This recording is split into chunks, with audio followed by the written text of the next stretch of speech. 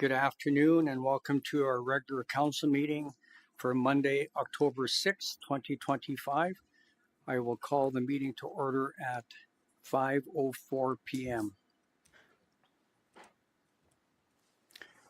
First item on the agenda, land acknowledgement. The town of Coaldale acknowledges that we are gathered on the lands of the Blackfoot peoples of the Canadian Plains and pays respect to the Blackfoot peoples past, present, and future, while recognizing their cultural heritage, beliefs, and relationship to the land.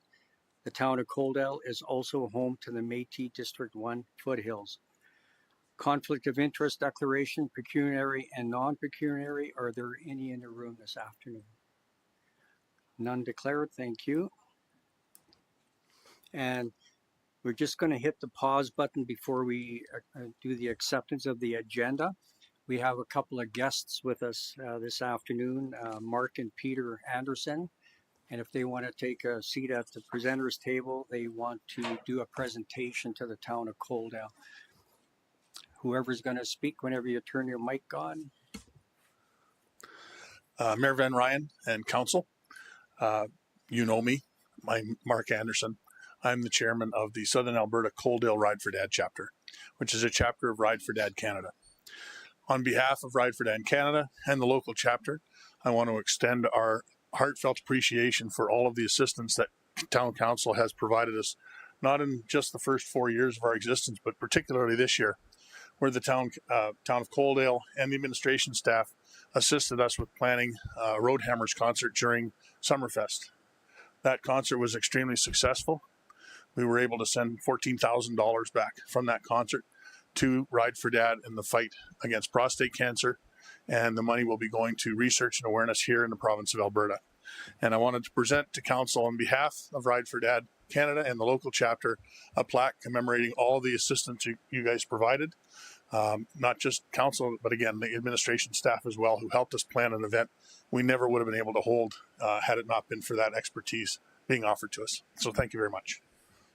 Thank you, Mark. That was an excellent event as part of Summerfest, and I appreciate all the work that you, Peter, and your team put into that, because that was a considerable amount of work. Any questions, comments from council? Well, thank you very much. We'll find a nice place to hang that. Moving on to acceptance of the agenda for the regular council meeting for October 6th, 2025. Are there any errors or omissions to the agenda? I have one under agenda item 13.2, the AUPE proposal. And now I'm looking for someone to make a motion that council adopt the regular council meeting agenda for October 6, 2025 as amended. Councilor Avery makes that vote. I'll call for the vote.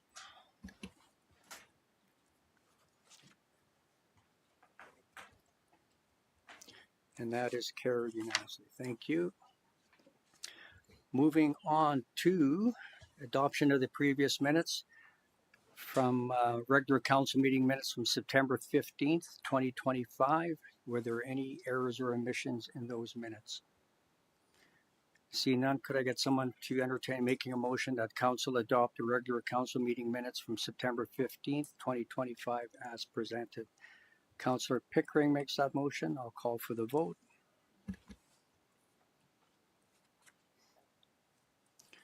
And that is carried unanimously. Thank you.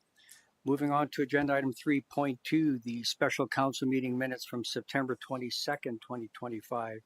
Were there any errors or omissions in those minutes? See none, could I get someone to entertain making a motion that council adopt a special council meeting minutes from September 22nd, 2025 as presented? Councillor Saylor makes that motion. Any further discussion? See none, I'll call for the question. And that is carried. Thank you. Moving on to agenda item 5.1. We have a public hearing regarding road closure bylaw 925-P-09-25. And this afternoon we have our Director of Growth and Investment and Deputy CAO Cameron Mills presenting. I'll call the public hearing to order at 5:09 p.m.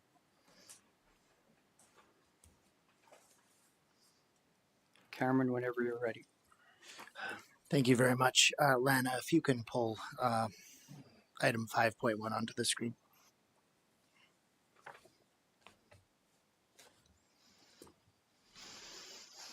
So item 5.1 is with respect to bylaw 925-P-09-25, and this is a public hearing for a bylaw which received first reading at the special council meeting held on September 22nd, 2025.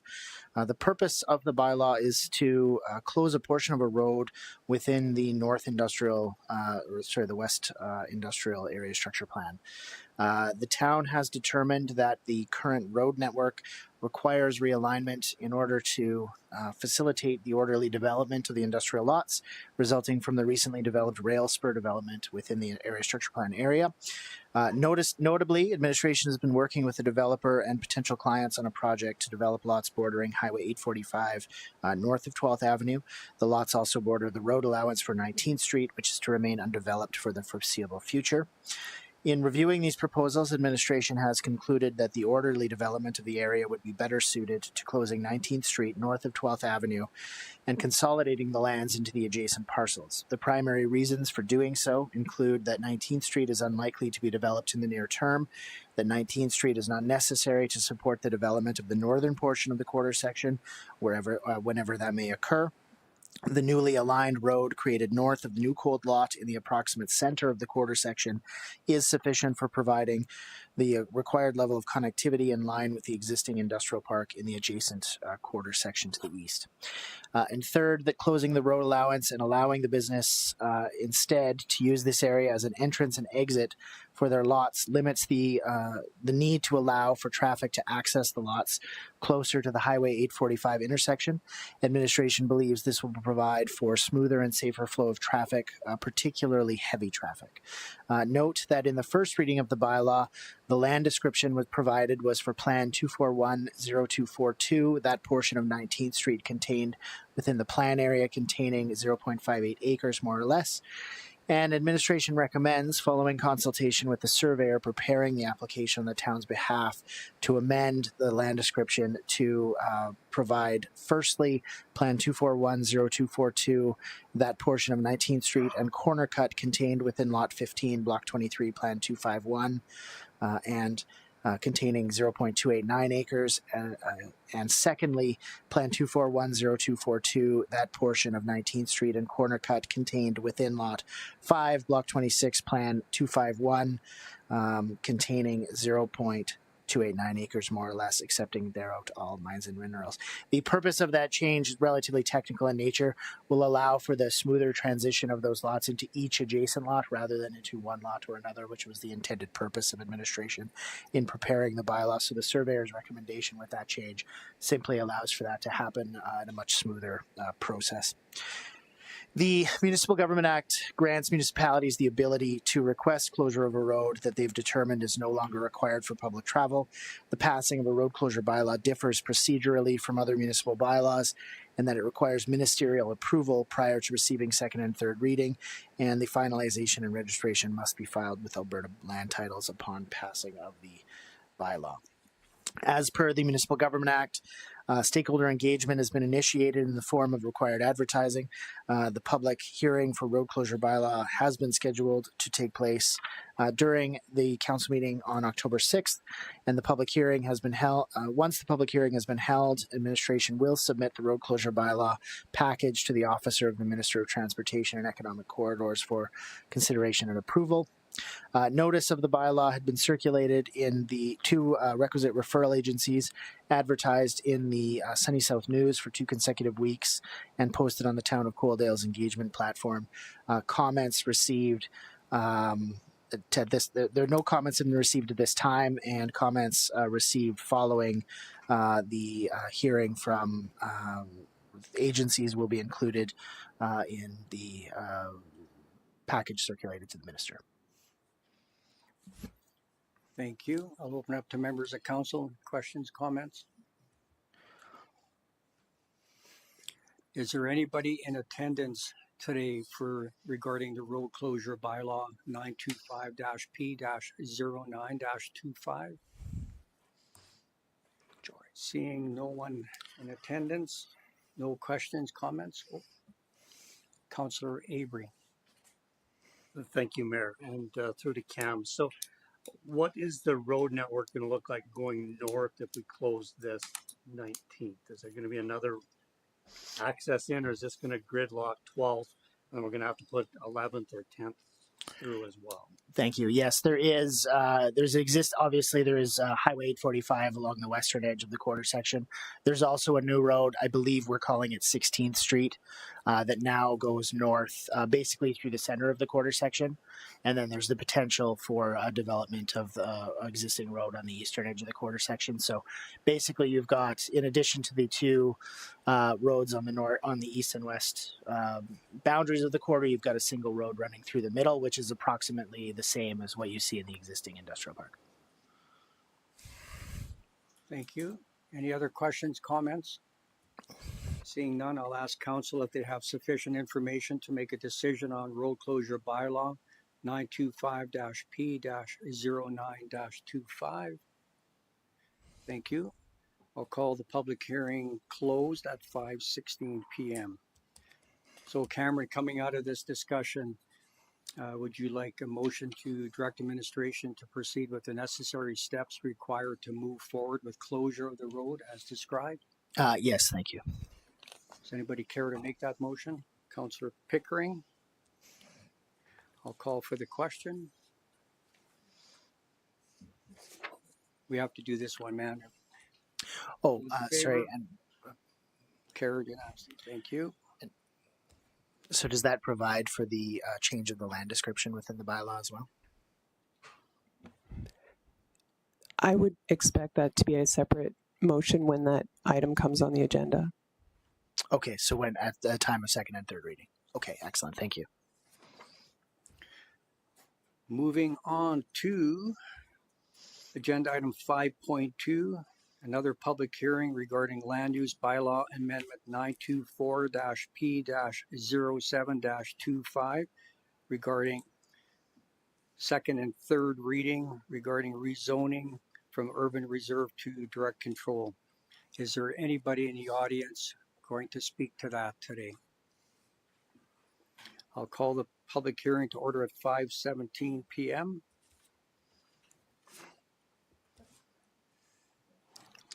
Yes, so Ryan, if you plan on speaking, you just need to sign in on the clipboard there.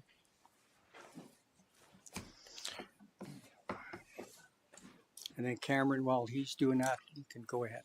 Thank you very much. So, Land Use Bylaw Amendment 924-P-07-25 is provided for consideration at a public hearing, and following that, council the opportunity to consider second reading of the bylaw. The proposal is to rezone lands bordering 18th Avenue from its existing UR to a DC zoning. First reading of the bylaw was passed at the July 21st, 2025 regular meeting of council. In November of 2022, the applicant applied for a rezoning of Lot 4, which is the adjacent lot, in order to obtain a DC zoning to accommodate a commercial office space, greenhouse, and community garden, and that was bylaw 858-P-10-22. The bylaw was ultimately approved, and since that time, the applicant has proposed an expansion to the existing use for providing for private recreation on Lot 5. So what we were doing fundamentally is changing the use from UR to DC on Lot 5, and then adding the community kitchen element, the recreational element to the approved uses, and then mirroring the zoning between the two lots, which are both in this case owned by the applicant, in order to make it administratively simple.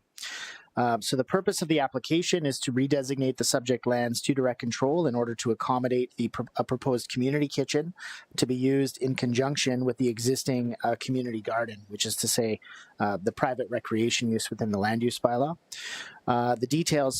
Following details provide a general summary of the development. So there is a community kitchen designed to host cooking classes. The community garden will be used to grow food to be used in the kitchen, and the hosted cooking classes will be for families, children, as well as adults. The applicant has also provided a descriptive narrative outlining the proposal and providing details regarding the intended use and function of the community kitchen and community garden. The proposed use, in combination with the existing residential use, does not strictly adhere to any of the existing land use designations. Therefore, administration advised the applicant to apply for rezoning to direct control. The applicant is also proposing to construct some accessory buildings, which are already allowed under the existing bylaw, but would also be included under this proposed zoning. As per the land use bylaw, the purpose of the direct control district is to provide a means whereby council may regulate and control the use, development, and subdivision of land or buildings within a specific area of the municipality where the circumstances relating to the development or subdivision of a site are such that regulating and control by use of the other land use districts is inadequate considering long-range planning goals and the greater public interest. So as you recall, the uses or the lands south of 18th Avenue in this area are part of the Northwest Area Structure Plan. So fundamentally, the Area Structure Plan governing the development of the Molloy Landing subdivision. However, these lands being existing acreages, the proposal calls for direct control so that council may provide a direct guiding hand right through to the development stage of those particular properties, recognizing the unique challenges associated with the redevelopment of lands that are already have these residential uses in place. So an applicant may apply to have their property rezoned if the proposed use does not conform to the existing zoning while ensuring that land use districts are consistent with the land use bylaw and the current municipal development plan. The proposed redesignation does align with the MDP specifically with respect to the recreation, education, and institutional development goals section. The redesignation also falls within and aligns with the special development area accommodation associated with that Northwest Area Structure Plan, where the proposed uses shall be limited to commercial and residential uses compatible with the area and the future vision of the plan, and direct control shall be permitted where standard land use districts do not provide adequate flexibility or address site limitations. Bylaw 924-P-07-25 was advertised on the online municipal engagement platform for the duration of the formal process required for council and the community to consider the bylaw. It was also advertised for 2 consecutive weeks in the Sunny South News, and notice of the application was mailed to adjacent landowners. At the time of preparation of the report, no feedback through any of the town's communication channels had been received. Thank you. So Ryan, with you being in attendance, would you come and sit up at the presenter table and maybe just tell us a little bit about your vision for our viewers in attendance and also our viewers at home, please? Okay, thank you, Mayor Van Rijn and Council. I'm Ryan Casco, and as Cam outlined, we own the adjacent property, and we were able to purchase this 4-acre parcel a couple years ago, and it fits in. It's a beautiful park-like setting right next to our new office, and my wife Shannon, who's also here today, and I had a vision that we could use this property to enhance our community garden that we have next door, but additionally provide a space for a community kitchen for Coldell. And from my understanding, there is not a facility in Coldell that can provide this need. And what we've learned over the last number of years is that kitchen spaces for young people is in short supply. We've toured the Interfaith Food Bank in Lethbridge, which has a partnership with the Family Center. They offer an excellent resource for young people to learn the basics of cooking and the importance of healthy eating. We have met with FCSS to talk about our vision too, and have a letter of support from them today. Our goal is basically to provide a facility that we would offer to community groups like FCSS to offer their programming for young people in particular. Additionally, we are planning to use the space for cooking classes for adults, and it might possibly be a for-profit part of our vision is to offer a beautiful space for people to access. So that's part of what we're hoping to do. We're also looking to build I guess you'd call it a car lounge on a separate part of this property that we could store some cars and just have a personal use space. But to prepare for that, we're right next to the new pathway that crosses from the highway to the new school. And just last week, we were able to plant a number of spruce trees and deciduous trees to kind of shelter us in, so that we're not obstructing any sight lines from our neighbors. And we're hoping to have enough parking on site that we could accommodate what we would expect to be probably 8 to 12 cars on site. So yeah, I think that we don't expect there to be any burden on parking or traffic in the community, and we really think that this will be a special opportunity for Coaldale to preserve a park-like setting in Coaldale with little impact on our neighbors. So thanks for your consideration. Thank you. Would this be seasonal or year-round? We expect that it would be a year-round program. Like as we mentioned, we're hoping to not to use the produce that's grown in our garden, but really what we found at the Family Center in Lethbridge is that they offer programs that are basically teaching kids as young as grade 1 how to prepare some healthy meals, and they're using products that they might get from their local food bank. And so those are the kinds of things that could happen through the summer, but also throughout the school year as well. Thank you. I'll open up members of council. Questions, comments? Seeing none, I will ask council if they have Councillor Pickering. Thank you, Mayor Van Rijn. Through to Ryan. I want to commend you on doing this. This is something probably that the town needed. How will a guy access to get in touch with you if people want to go to that? Well, thanks, Councillor Pickering. I think we're probably a couple of years away from having things prepared, just the time it takes to develop and construct something like this. But our goal is to have a relationship with an organization like FCSS to offer the community service portion of what we're doing. And then we're planning to have a hired coordinator for our internal rentals of the property if people want to rent out that space for like maybe a group of 4 couples may have a professional chef teach them how to cook a dinner at night. That's kind of the concept we're looking for. Thank you. Yeah.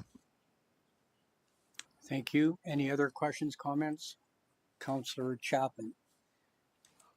Yeah, thank you, Mayor, and thank you, Ryan, for your vision for your business as well as for the community overall. I applaud you completely, and I'll speak in support of this application.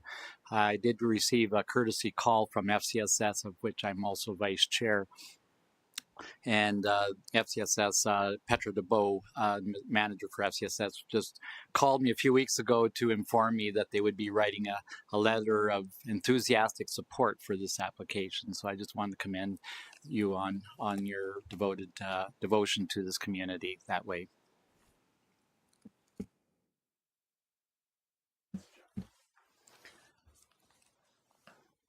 Thank you. Seeing no more questions, comments, I will ask council if they have sufficient information to make a decision on land use bylaw amendment 924-P-07-25. I will declare the public hearing closed at 5:28 p.m. Thank you, Ryan. Moving on to agenda item 7.1 under bylaws and policies. We're going to revisit the land use bylaw amendment 924-P-07-25 regarding second and third reading regarding rezoning from urban reserve to direct control. And does Cameron Mills have anything else to add?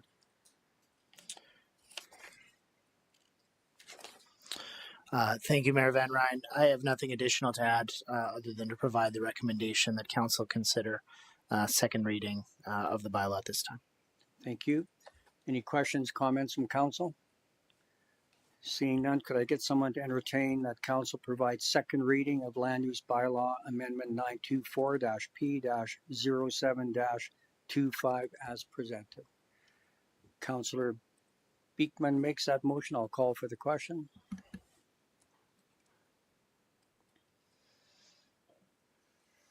And that is carried.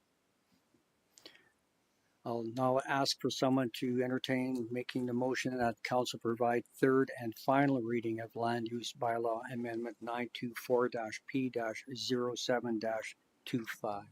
Councillor Pickering makes that motion. I'll call the question.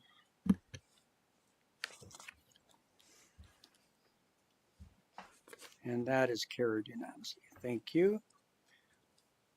Moving on to departmental reports, agenda item 9.1. This afternoon we have our Director of Infrastructure, Dustin Yanke, presenting on infrastructure capital projects update. Dustin, whenever you're ready.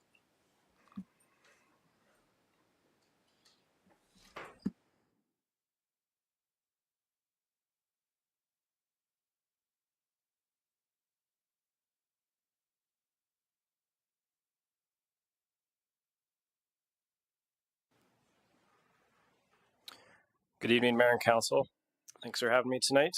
My presentation here is not a comprehensive overview of everything going on, but it is an update on the ongoing construction projects that everyone can see around town.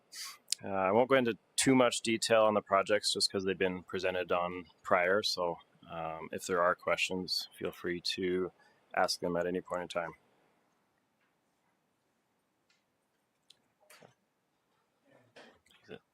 Dustin, just to keep it simple, after you're done each section, I'll ask council if you want to turn your mic on if you have a question, and then we'll move on to the next section. Sure. So starting off with Civic Plaza, right at the finish line here. Obviously, it's been substantially completed for a while. We're just working with the contractor to resolve the final items, including sandblasting the geometric pattern that we had planned originally. Essentially kind of give that visual appearance of the geometric shapes on the rink slab, as well as completing some minor ice plant deficiencies. To date, we've had 3 bench sponsors and 1 picnic table. Remaining are 11 benches and 3 picnic tables at $3,000 and $5,000 respectively. We're still projecting to come in under budget, and during our fall budget deliberations, we'll be coming back to council to inquire on what to do with remaining funds. The etching that needs to be done, is that going to be done this fall yet then? Yes, they've actually started some of it, and their contractor is in between jobs, but they'll be back. It should be done this week, actually. Okay, thank you. Councillor Avery. Thank you, Mayor, and through to Dustin. So is the concrete slab now where we need it, or is there still more warranty work to be done on it? Are we pleased with the final product? There's still some work to be done, the appearance side, as well as the concrete sealer. They have, if you've been out there, you'll see they've grinded some of the concrete down to get positive drainage across the slab, and they had to remove some of the sidewalk panels. So we are getting, I guess, a reasonable amount of drainage. It is a flat surface, so we expected some ponding, but with what we're up against, it's within the tolerances that we originally hoped it to be. So unfortunate that it ended up the way it did, but the contractor unfortunately had to do the extra work to provide that positive drainage, and then part of our original scope was putting that geometric pattern on there. So it's all within the original intent. It just took a lot longer to get there.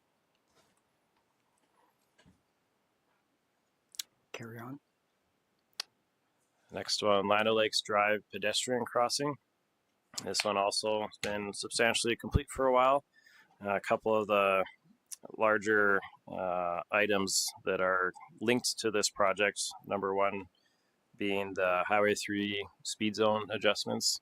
So this has been with the province for close to a year and a half now from when we signed off on the approval. I've been informed that they have a new procedure administratively on their end, and the latest update that I received was that it was with the Minister of Transportation awaiting final rubber stamp of approval. So I'm not getting any indications that it won't be approved, but it's just more of an administrative burden that we're having to go through. The last item related to the pathway itself is the Fortis pathway level lighting. I've been corresponding with our stakeholder relations manager at Fortis, and it's been a bit of back and forth with project managers on their end, as well as some difficulties getting CPKC approval just because the lights do extend into the east-west section, which happens to be in CP's right away. So working with their land agent and the CP side has taken a lot longer than expected, but we are hopeful that Fortis will start construction in the coming weeks, and that now that school's back up and going again, that we can get that installed soon to help improve pedestrian safety. And just touching on the budget, I think it's the same as the last update I provided, but we're projecting to come in about $235,000 under budget.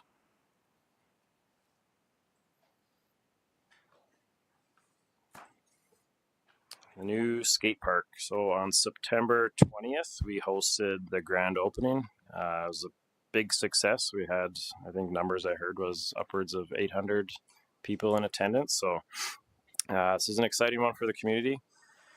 In terms of remaining work, the last items are stenciling some of the logos onto the ramps, featuring the Kinsman logo is going on one of them. And Jack probably actually remember better than I do. Do you remember what the other logo? Town of Coldell. The Town of Coldell. I should have known that one. So the logos will be getting stenciled, and then installing chain link fence along the basketball courts and installing plaques to commemorate our long list of project sponsors here. So I'll just going through them briefly. We have obviously the Town of Coldell, the Kinsman Club of Coldell were the leads on the project, the project sponsor, and the town helped on the project management administrative side of things. And then we had 2 grants from the province of Alberta, one coming in at $391,000, another one at $125,000. First one being towards the skate park itself, and the second being towards the playground. Then we had $125,000 from the Coldell Community Wellness Association, $15,000 from Community Foundation of Lethbridge in southwestern Alberta, $5,000 from Coldell Christian School, that should say, as well as many additional cash and in-kind donations by local businesses and contractors.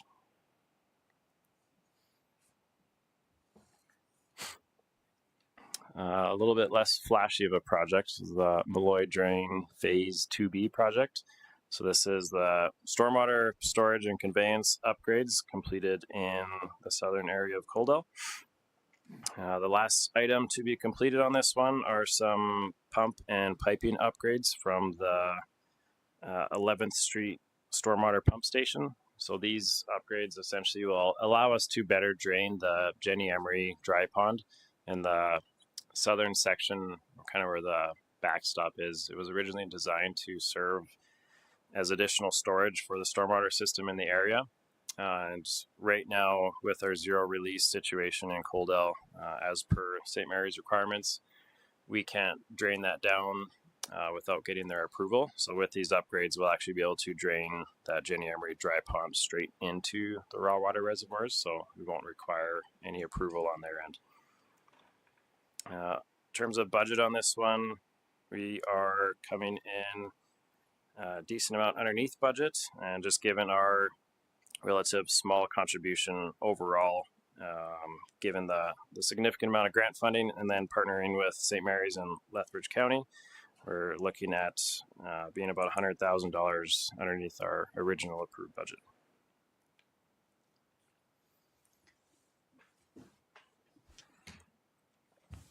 Councillor Pickering. Thank you, Mayor Van Rijn. Through to Dustin. So we will be no longer pumping out of Cottonwood Pond. The pipeline is all set to go for drainage. We have level control on there now, I believe. So you're talking about the water draining from Jenny Emery straight over to the other ponds and without asking, and so we can use storage. So we're waiting on the last will be the rest of the other pond to be completed, correct? That's correct. So the next project I'm getting into would be the, I guess, associated pond, just to the south of this pipeline that we put in. But you're correct. The new pipeline will gravity drain the Cottonwood pond so that we no longer have to pump it, as well as give us the ability to drain into the raw water reservoirs, which means we don't need approval from St. Mary's to drain that facility or the new facility that we're building. That also solves the problem of the water going down 30th Street in front of Country Residential and all that. So they will never have that problem again. Thank you. That's right, yes. Thank you. Any other questions, comments on that one? Councillor Chapman. Thank you, Mayor, and through to Dustin, if I may. 30th Avenue, then, where the water used to drain through those ditches, is that going to be a project for the future under another plan then, or is that going to be part of this as well? 30th Ave doesn't have any redevelopment plans at the moment, aside from the intersection upgrades that we'll be doing next year. So it'll be coming back to budget this fall, but it was approved prior, realigning the intersection at Highway 845 with Cottonwood Drive. So there'll be some associated work near the intersection in terms of realigning and increasing the radius on the corner. But in terms of urbanizing 30th Avenue, that's not currently in the books. It would likely be something that would be planned and budgeted around further development in the area, hopefully developer contributions. But it would be a fairly significant project to urbanize that road, just given the surrounding drainage systems and the elevations and the ditch profiles. So there would be a fairly significant capital project to do that. When we this will be obviously a budget item, but I think we would want to start reviewing that. The immediate neighbors on 17th Street and 30th Avenue are questioning about the future direction of that intersection there and how that's going to look, and whether that ditch would be filled in eventually and made it more uniform with the road level. Yeah, no, it's definitely something we're mindful of, and I know there's a lot of history in that neighborhood, so something we'll continue to discuss internally and look at potential easier options in the interim as well. Okay, thank you.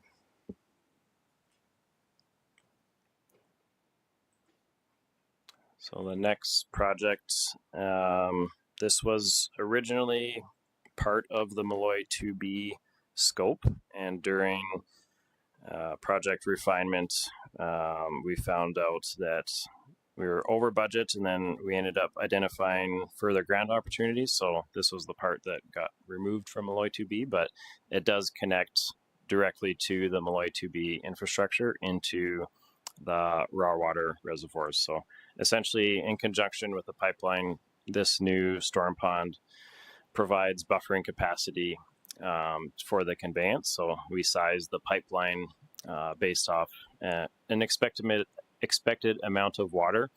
If the pipeline was built bigger, obviously it would have cost a lot more money. So we size it appropriately so that this pond essentially acts as a surcharging buffer zone for the amount of expected water from rural Coldell heading south to north. Remaining work on this one, obviously you guys have probably seen on the highway, there's been a lot of dirt being moved out of there. It's slowed down recently. It's a good one for contractors when work comes up where they need material in certain places. So we're a little bit at the mercy of demand in terms of the material needing to come out. But communication with them, they are planning to do some more this fall, and they're planning to have the bulk of it done by the spring. So right now we're about 54% of the total excavated material being removed. Once that's completed, other work includes makeup water connection to the St. Mary's system, as well as the installation of aquatic plantings and final landscaping. Based off projected costs, we're looking at coming in under our original approved budget, I believe, of $575,000, looking at coming in at $406,000, just based off some competitive pricing during the tender process. Thank you. And I was asked a question if the contractor is having fun doing that design in the bottom there, can you explain what the purpose of that is, please? Yeah, you betcha. So it's a little hard to tell here based off where we're at in terms of progress, but on the south and west sides of the pond, there are inlet channels. So the intent is that the water comes in at a localized point and it has to travel through the entire facility before it reaches the outlet. And that allows the water to drop more sediment the further it travels. So if it went in the inlet and then directly out the outlet, the water wouldn't have a chance to drop all the sediments through the facility. So a big part of the intent with the stormwater management facility is to improve the water quality. So that's why it's designed to try to discourage, we call it short circuiting, where the water comes in and goes out. So it goes through these long channels.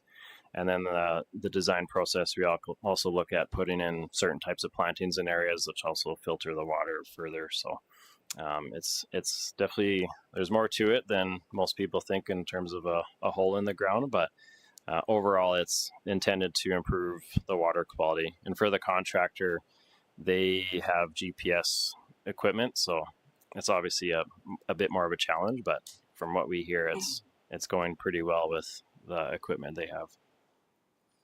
And then as far as finishing off the perimeter around the new storm pond for vegetation, that's not part of the scope of this project, is it? Like trees and pathways?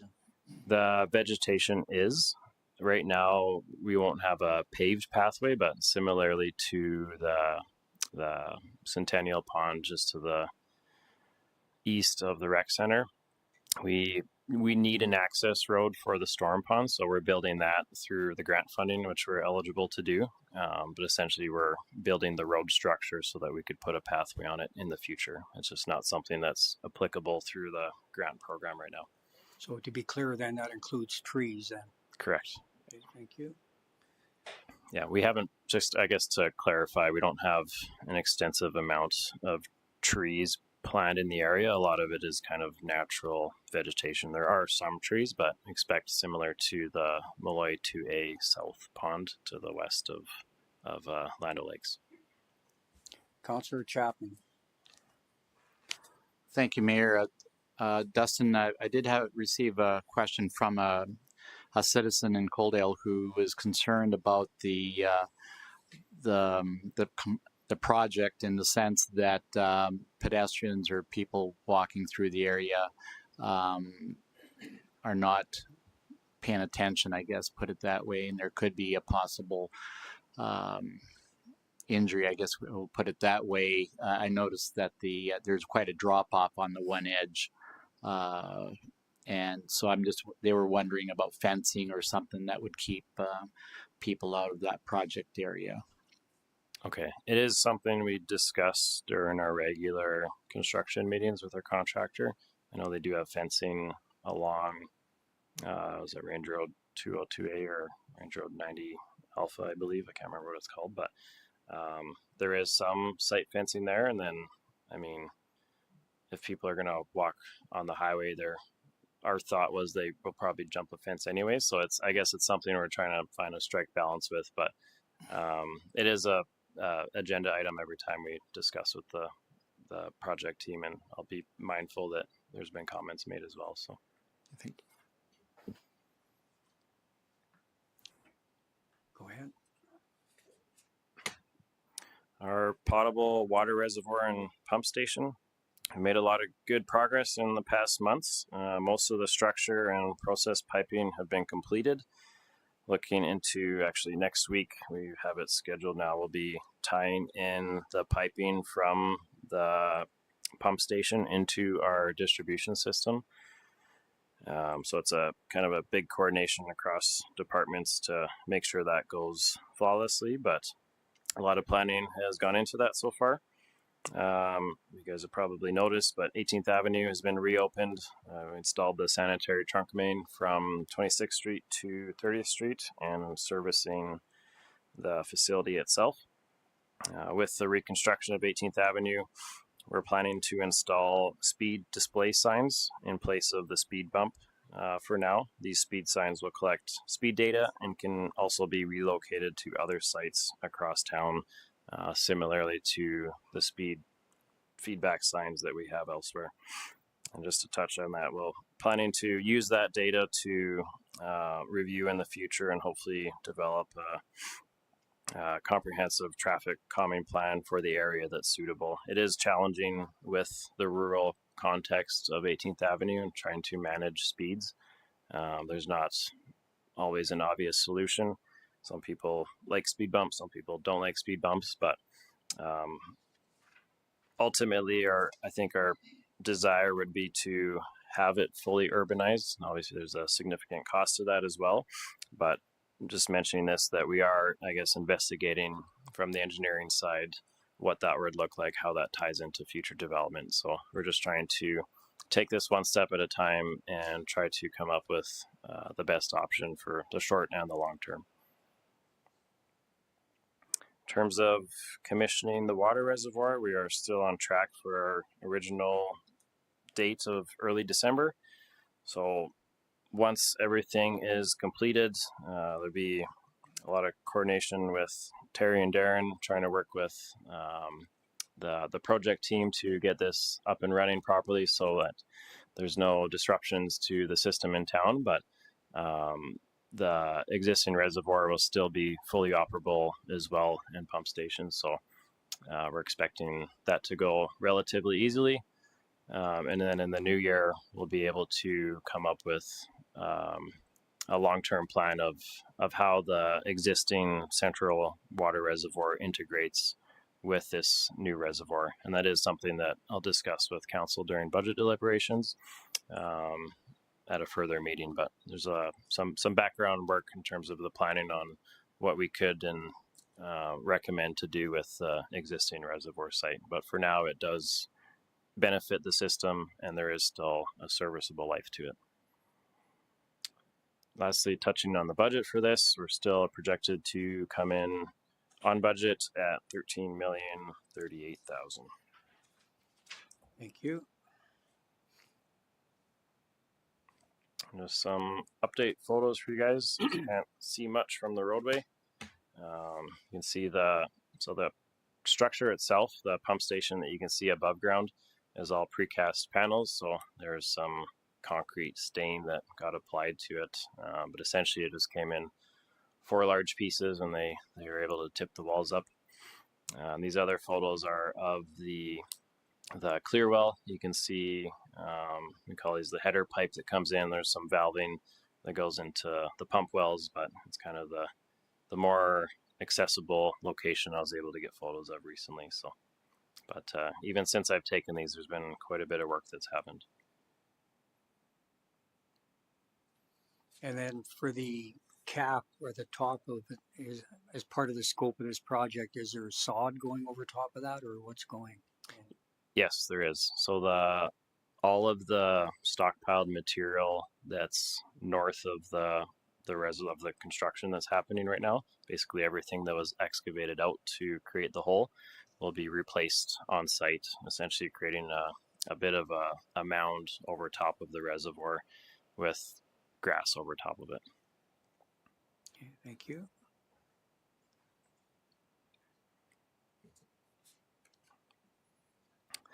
Riverwalk pathway was substantially completed with asphalt installed on September 19th.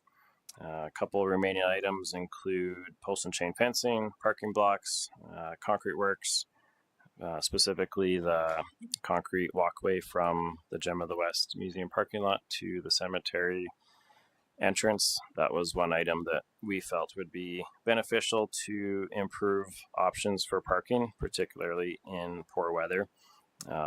Instead of investing significantly in paving the entire roadway and trying to fix there's some challenges with the stormwater management and the grading, but this concrete walkway will provide another option for those accessing the cemetery to park and be in an area that's not muddy. Now that we're wrapping up here, we're still projecting to come in under budget, about $15,000 under our original $250,000. I guess the last item I had noted here in terms of installing that concrete crossing, we're just trying to coordinate it with the sanitary trunk main work that will be happening on Highway 845. So we're just trying to be mindful that we don't have a traffic detour that leads into a blocked road because there's concrete. So I don't have an exact date on when that concrete will be installed, but I'm just letting you know that we're just trying to coordinate it amongst other work. Councillor Chapman has a question, comment. Yeah, thank you, Mayor, through to Dustin on this particular topic here, the Rehoboth pathway. I haven't been up there in the last week or so, so just kind of trying to visualize for myself from the photo how much room that pathway will take up. And so I know that from previous times, there's a certain amount of concentrated traffic in there for one event or another, whether it might be for an event at the gym or at the cemetery itself. So I'd be interested to see a bit of a transportation kind of an analysis of how that road would look like, so that we're not having people park right on the pathway, and so that's something I'd like to have us review and consider what kind of options there might be, and if it's a one-way road through or however you want to look at it, or something like downtown where it's angled parking on one side and parallel on the other. So just some thoughts for you. Yeah, that actually, it is something that we reviewed as part of the design. I guess the short answer is there will be parking blocks to signify that it is angled parking. And then we're also looking at installing post and chain fencing to try to limit people from driving on the pathway itself. In terms of the pathway alignment and the elevation of it, we did design the entire road corridor as if it was going to be built. So that if that ever does get redeveloped or paved, that it would tie into it naturally, so that we don't have to rip out the pathway that we built. So there was a bit of foresight to put the pathway in, recognizing that there is potential if council ever did want to upgrade this road that we could at that stage. But I think the intent for parking for now is to have the parking blocks and then review options for signage if needed.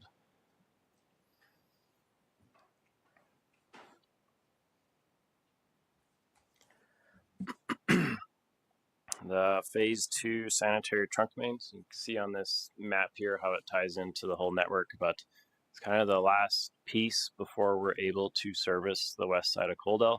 The section in yellow we just finished as part of the potable water reservoir project. So looking at doing the blue section before the end of the year here, and then the orange section in 2026.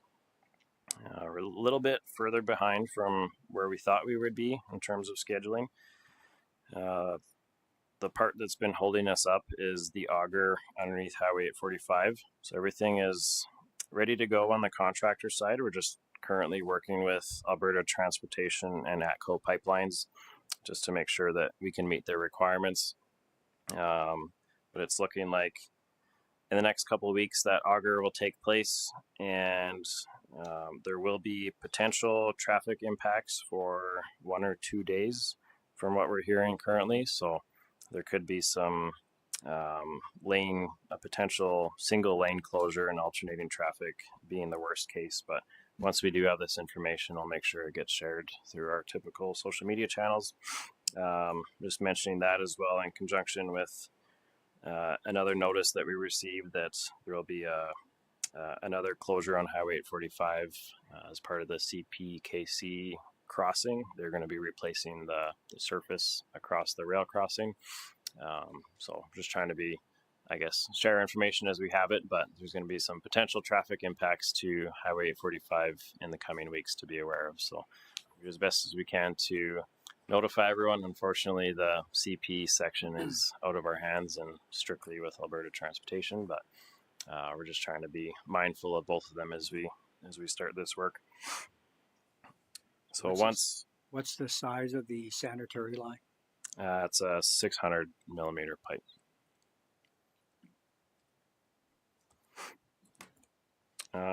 So once we auger underneath the highway, it's kind of the hard part is done in terms of trenching from 14th Avenue to 16th Avenue.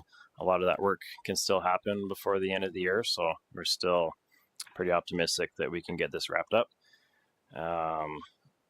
Tying into it next year will be 16th Avenue section from Highway 845 to 23rd Street. So right now we're just kind of finalizing design. As part of the design process, we are also looking at potential traffic calming opportunities. It's been something that residents have approached us about, and we have collected speed data in the area. So just mentioning that it is something that, again, we're mindful of, and we know that since we're going to be rebuilding the entire corridor, obviously if there's something that can be done, now's the time. So part of the design process, we'll see what options are available based off the data that we get back, and during the budget process, we'll come back to council with some potential options. In terms of budget, we're still looking pretty good overall. We have 1.25 million for the Highway 845 section, which leaves us with 3.85 for the 2026 16th Avenue alignment. So once we tender that in hopefully February or March of 26, we'll have some firm numbers overall. Thank you. Councillor Chapman. Yeah, thank you, Mayor. Another transportation question, Dustin. So 845, you're looking at starting this that piece right away, and will 30th Street be, or that road from the school over to 30th Street and down, will that be completed before construction? I'm just thinking about traffic flow, and obviously we're going to get questions about congestion and backup and that sort of a thing at peak times particularly, but I'm not too sure if that's a question for today, but just a question for tomorrow. Yeah, I don't have, Cam might be better suited to answer the question on 30th Street. I know 16th Avenue extension to 30th Street will be open soon. I think we're waiting on some lighting to go in and some other work to be finished, but I may let Cam on the development side touch on 30th Street. Thank you. Yes, 30th Street is one of the projects associated with, obviously, the growth of the Malloy subdivision. I don't have the project in front of me, but I believe that is this coming 2026 will be where we'll see the pavement of 30th Street from 18th Avenue up to the new 16th Avenue connection. So I think it's something, obviously, there's been a lot of moving pieces in this area over the past year and coming up in the next year. So we have been kind of mapping out when closures could ideally occur. So even looking at 16th Avenue, can we do that during the 2 months of when school's out? And then weighing our options, we'll also be looking at maybe targeting that work in accordance with when 30th Street gets completed. So there's kind of pros and cons of when we do it. But I think as we get closer to the construction season, we'll be able to have more informed discussions on when 30th Street's getting completed and talking through that with our developer. Thank you. And last but not least, we have our Horsefly Regional Spillway project out in the MD of Tabor, which we are a project partner on. So phases 1 and 3 have been completed to date. Phase 2A, which covers the section from the CPKC Bridge north to Tabor Lake, was recently submitted for tender and will close on October 9th. Following the completion of Phase 2A, additional funding will be required to complete the final segment from the CPKC Bridge south to Horsefly Lake. So once we get the tender results on October 9th for the Phase 2A section, we'll have a better understanding of what the funding shortfall is. Overall, the total projected costs for Phases 1 through 3 are $61 million, with the town's committed contribution being $661,533. Councillor Avery. Thank you, Mayor, and through to Dustin. Have the municipalities downstream of this project rejoined, or are they still out? We haven't got a firm answer. I think a lot of it is contingent on what grant funding looks like. I kind of want to have a clear picture on what the ask is specifically. So there's still discussions happening that appear to be positive, but there hasn't been a clear commitment. Okay, so a follow-up, what's the benefit to Coaldale to continue contributing these funds to this project when we've put so much into our own flood mitigation with zero contributions from any of these municipalities? So what's the benefit for us to continue contributing downstream if Cypress County and Medicine Hat are not contributing where last I checked water flows downhill?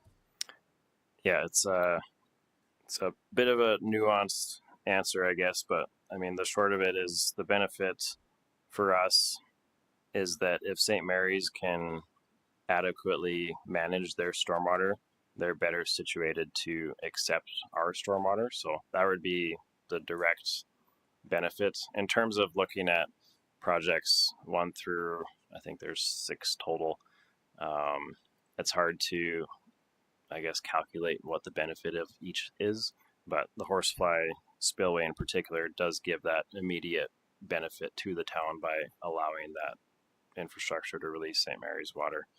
But that is part of the overall discussion in terms of managing what was presented as an MCC for the entire region. But yeah, it's challenging to try to assign a value of benefit to each community. So the consensus that was reached at the time amongst the partners was an equal contribution. But yeah, nothing has been formally approved.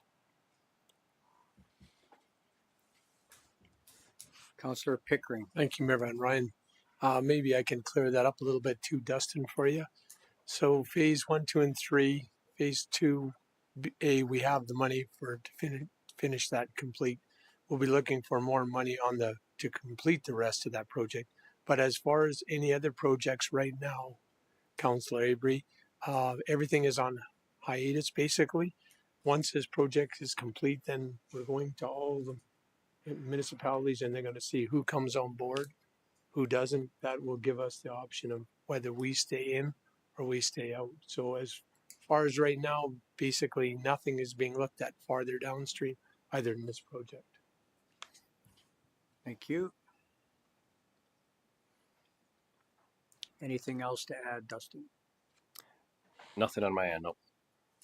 Okay, well, thank you for your very informative report.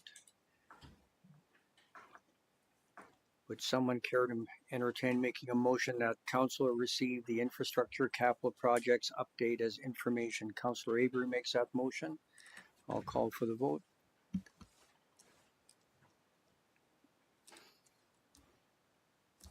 And that is carried. Thank you. So that concludes the open portion of the meeting. I will require a motion that